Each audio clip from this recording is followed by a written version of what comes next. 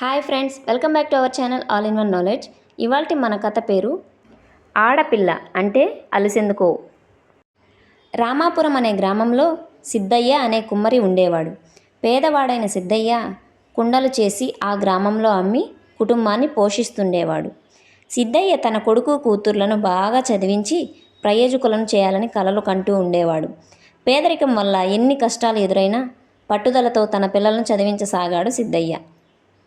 10వ తరగతి పాస్ అయిన కొడుకును కాలేజీలో చేర్పించి చదివించసాగాడు సిద్ధయ్య. పిల్లలిద్దరినీ బాగా చదివించాలని అనుకున్న సిద్ధయ్య మరికొన్ని రోజులకు తన అభిప్రాయాన్ని మార్చుకున్నాడు. కూతుర్ని కూడా చదివించాలంటే డబ్బులు సరిపోవు కాబట్టి కొడుకును చదివిస్తే సరిపోతుందనే నిర్ణయానికి వచ్చాడు. అంతేకాకుండా ఆడపిల్ల చదివి ఏం చేస్తుంది? ఉద్యోగాలు చేయాలా? ఊర్లేలాలా? అయినా ఎప్పటికైనా ఓ అయ్య చేతిలో పెడితే అత్తారింటికెళ్ళి గుట్టుగా కాపురం చేసుకుంటుంది అని అనుకున్నాడు సిద్ధయ్య. దాంతో ఉన్న ఫలంగా కూతుర్ని చదువు మాన్పించేసి ఇంట్లో ఉంచేశాడు. అది అలా ఉంటే ఉద్ధరిస్తాడన్న కొడుకు కాలేజీ ఎగ్గొట్టి సినిమాలు, షికార్లు, స్నేహితులతో జల్సా చేయసాగాడు. చదువును నిర్లక్ష్యం చేయడంతో పరీక్షలు తప్పాడు. బాగా చదువుతాడనుకున్న కొడుకు ఇలా చెడుదారుల్లో నడవటం తెలిసిన సిద్ధయ్య బాగా బాధపడ్డాడు.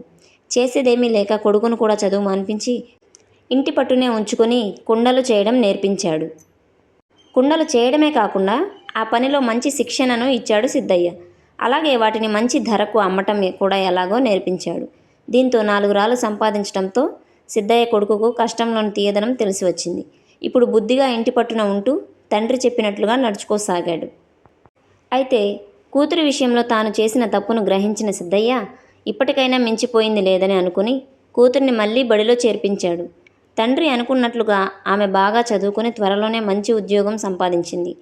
తాను చేసిన తప్పును సరిదిద్దుకున్న సిద్ధయ్య ఆనందానికి ఇప్పుడు అవధులే లేవు.